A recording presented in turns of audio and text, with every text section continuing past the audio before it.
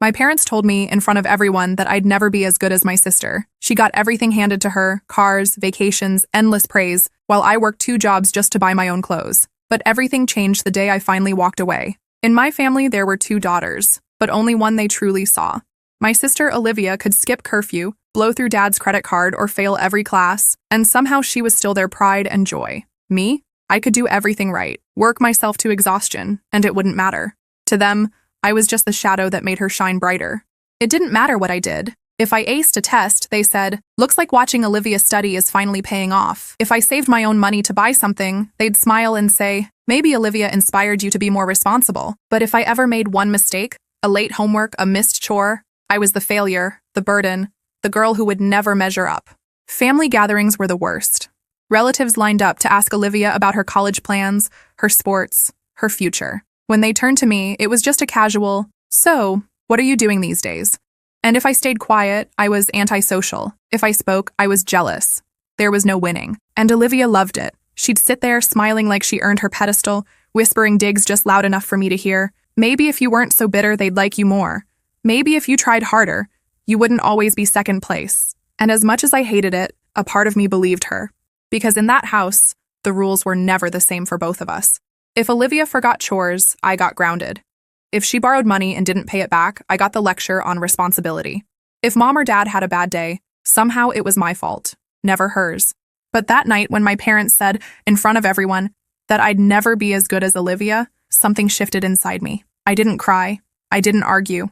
I just sat there, staring at my plate, while one thought echoed louder than anything else.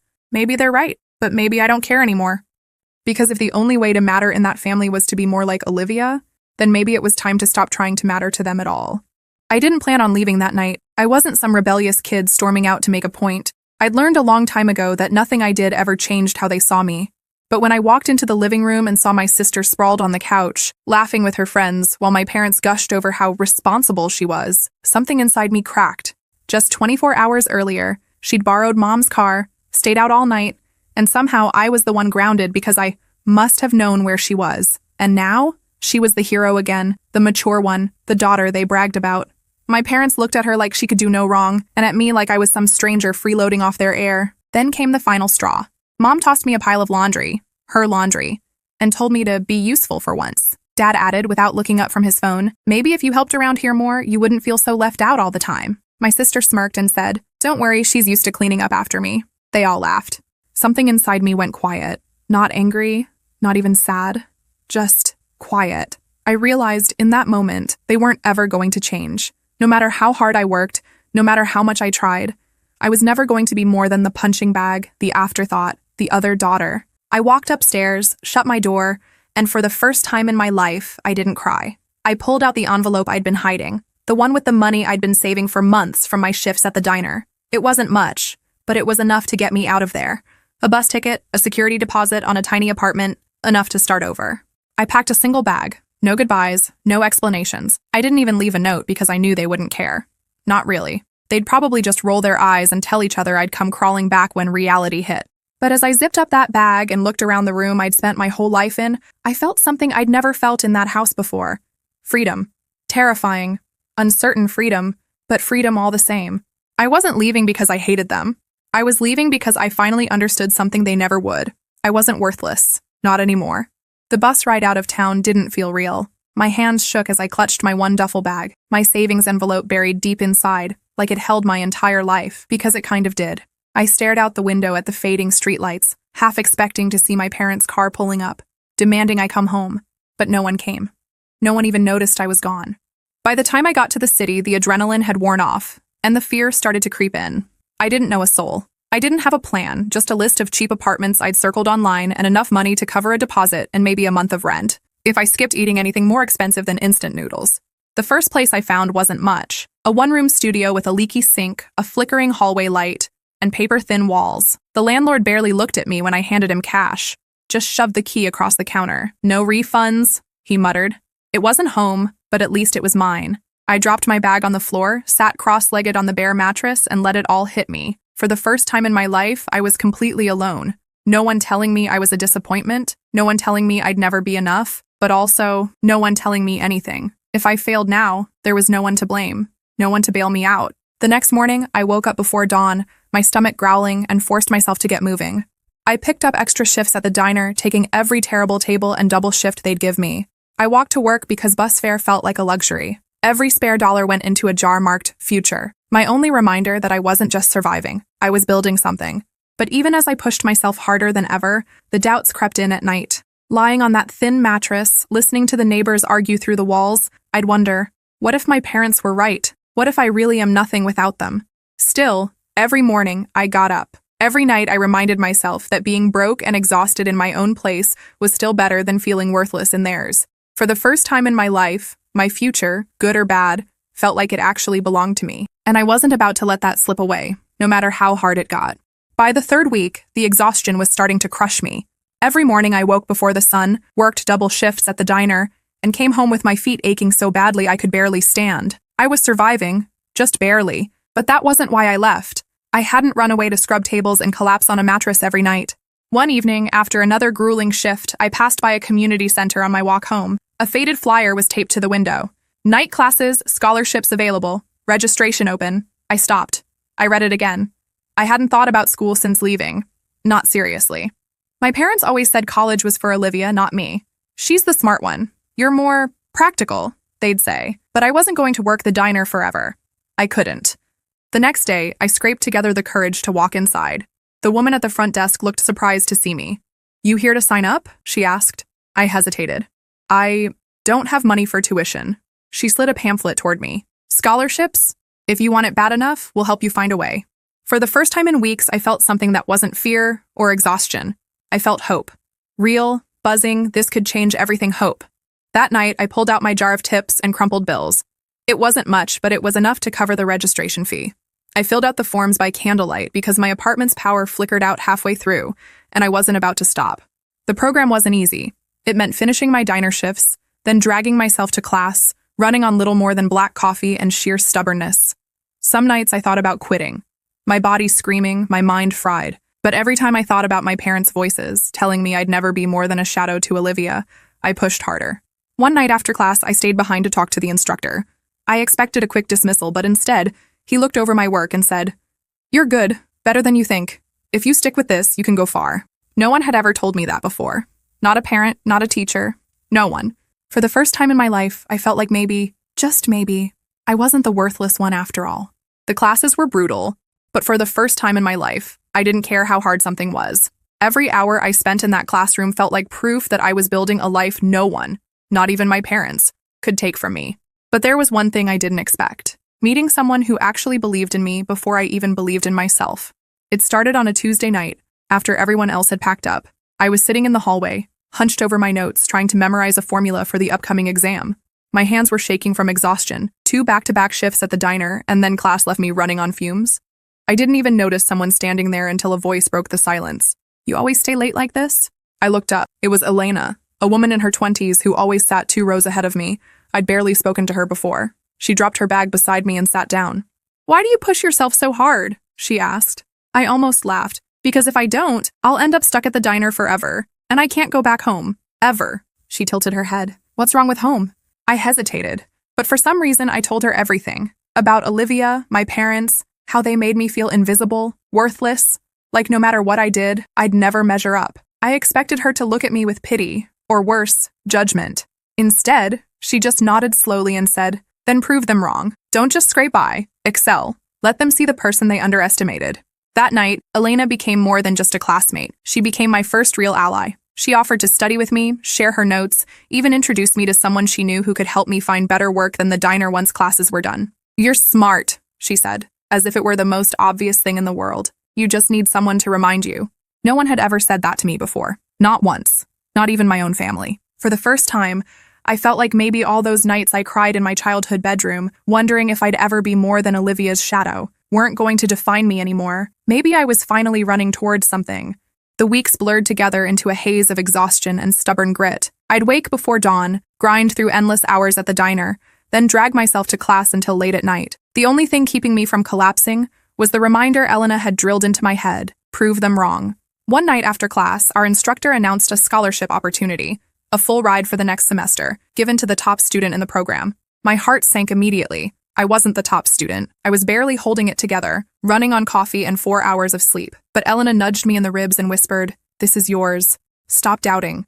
For the next 2 weeks, I pushed harder than I ever had in my life. Every break at the diner was spent cramming flashcards.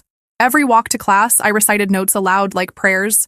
I even sold my old phone, the only nice thing I'd ever bought for myself, just to pay for extra tutoring sessions. The day of the scholarship test, I felt like I was going to throw up. My hands trembled so badly I could barely hold my pencil. All I could hear were my parents' voices in my head. "You'll never be as good as Olivia. She's the smart one. You're just you." When I turned in my test, I didn't feel relief. I felt numb. Convinced I'd failed, I went straight back to the diner and scrubbed tables until my fingers ached, trying not to think about it. 3 days later, I got the call. I'd done it. I hadn't just passed. I'd scored the highest grade in the program. The scholarship was mine. For the first time in my life, something that big, that good, had my name on it. Not Olivia's. Not because of Olivia. Mine. When I told Elena, she hugged me so tightly I almost cried. "See? You're not worthless. You were just stuck in a house that convinced you were." That night, sitting in my tiny apartment with the scholarship letter in my hands, I let myself imagine a future, a real one, not as a shadow, not as a disappointment, but as someone who'd finally carved out a life no one could take credit for but me. It was just one win, but it felt like the first real proof that leaving home hadn't been a mistake. While I was piecing together my own life, Olivia's picture-perfect world was starting to unravel. Not that my parents noticed at first. To them, she was still the golden girl, the one they bragged about at dinner parties and plastered across holiday cards. But beneath the surface, things weren't so flawless. It started small. I heard through a mutual friend that Olivia had been skipping classes, the same college courses my parents practically worshipped her for attending. "She's just stressed," they'd say, brushing it off. "She deserves a break. She's been working so hard." Working hard. From what I remembered, Olivia's idea of work was smiling pretty and letting people hand her what she wanted. Then came the bigger cracks. Her boyfriend, the one my parents adored and called the perfect match, dumped her for someone else. Apparently, Olivia had been draining his money, throwing parties, and skipping out on her own bills. Instead of owning up to it, she spun the story to our parents, claiming he was jealous of her success. And of course, they believed every word. But her luck didn't hold forever. I found out through social media, not from Olivia, not from my parents, that she'd been put on academic probation. Her grades had tanked so badly she was 1 semester away from getting kicked out. My parents never mentioned it to me, probably because they were too busy defending her to anyone who would listen. "Olivia's just overwhelmed," they'd insist. "She's got so much on her plate." Meanwhile, I was thriving quietly. I didn't rub it in, didn't even reach out. I was too focused on keeping my own momentum going. My scholarship, my classes, the faint glimmer of a future I'd built with my own hands. But hearing about Olivia's life slowly crumbling felt strange. Not satisfying, not exactly, just strange. For years, I'd dreamed of a moment where she'd finally get what she deserved, where people would see the truth behind her golden girl act. But when it finally started happening, I didn't feel the rush of victory I thought I would. Instead, I felt something I hadn't expected. Distance. For the first time, Olivia's chaos didn't affect me. Her downfall wasn't my problem anymore. Still, a tiny part of me wondered, when her world fully falls apart, and I knew it would my parents finally look at me differently? Or would they just find another way to make her mistakes mine? Either way, I wasn't going back. By the time Olivia's perfect image was starting to crumble, my world was finally starting to take shape. For the first time in my life, I wasn't just surviving. I was building something real. It started with a single email. Late one night, after a double shift at the diner and another 3-hour study session, I opened my laptop and saw the subject line, "Congratulations, internship offer." I blinked at it, certain it had to be a mistake. I'd applied weeks ago to a competitive internship tied to my program, never expecting to even hear back. And now, I had it. Paid, part-time, and a direct path into a career I'd once thought was impossible for someone like me. The next morning, when I walked into class, I almost didn't tell anyone, but Elena noticed the grin I couldn't hide. "You got it, didn't you?" she said, hugging me before I could even answer. "Told you, this is just the start."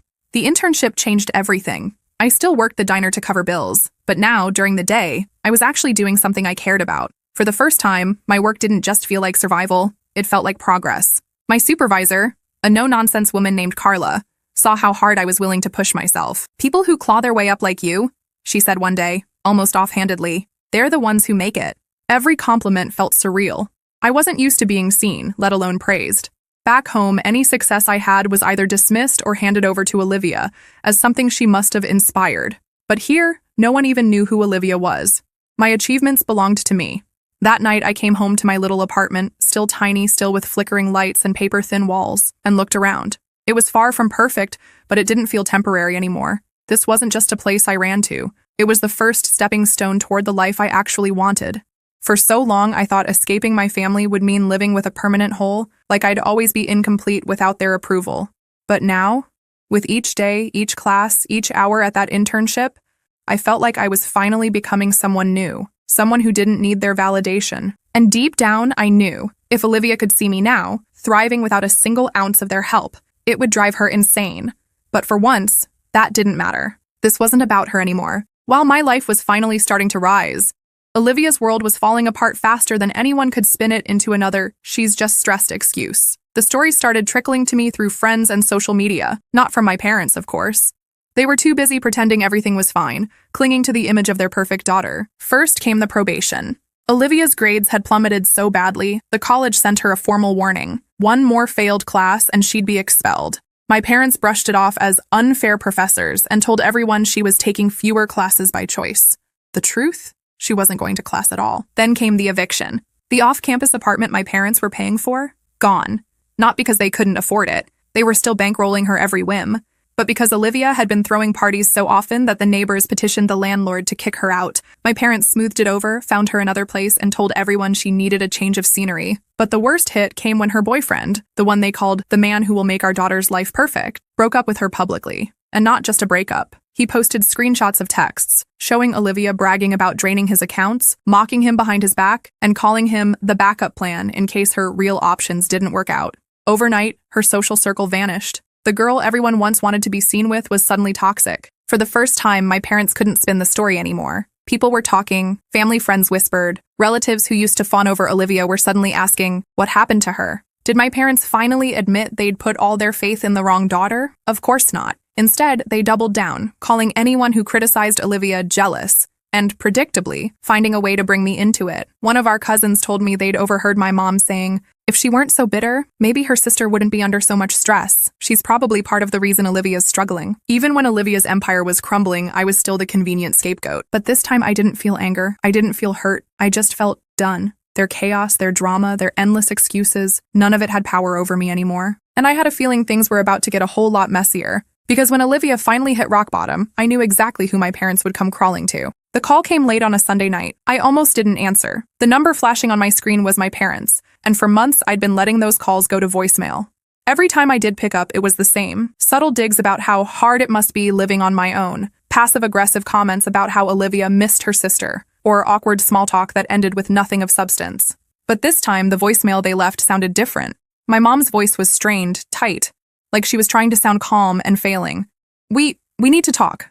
Call us back, please. It's important. Against my better judgment, I called back. My dad answered almost immediately. No pleasantries, no how are you, just, your sister's in trouble and we need your help. Apparently, Olivia had officially been kicked out of school. Her grades didn't recover, and the probation turned into a full expulsion. To make things worse, she'd racked up debt, credit cards, unpaid bills, even a personal loan she'd lied to my parents about. They'd been covering for her for months, quietly paying off what they could, but now it was too much. They were tapped out. Look, my dad said, trying to keep his voice steady. We know you've gotten yourself together. You have a job, right? Savings? Maybe you could lend us something to help Olivia get back on her feet. She's your sister. Family helps each other. I almost laughed. Family helps each other? The same family that told me I was worthless? The same parents who couldn't even be bothered to ask how I was surviving when I left because they were too busy propping up their golden child? Part of me wanted to scream, to ask why they thought I owed Olivia anything after the years I spent cleaning up her messes, taking her punishments, living in her shadow.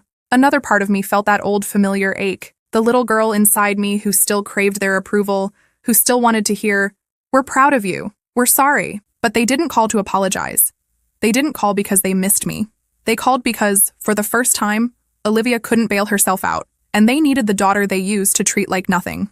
I didn't give them an answer that night. I just said, "I'll think about it," and hung up. For the first time in my life, they needed me more than I needed them.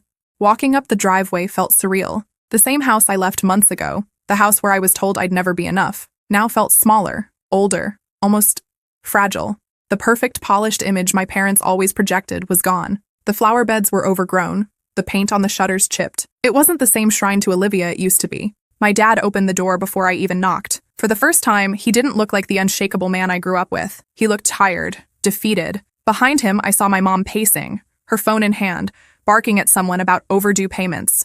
And then there was Olivia. She was sitting at the kitchen table, hunched over, wearing sweatpants and an old hoodie. No makeup, no confident smirk, just a hollow stare at a pile of bills spread out in front of her. When she glanced up and saw me, her eyes flickered with something I'd never seen before. Not pride, not annoyance, shame. No one said anything at first. My mom broke the silence. "We're glad you came."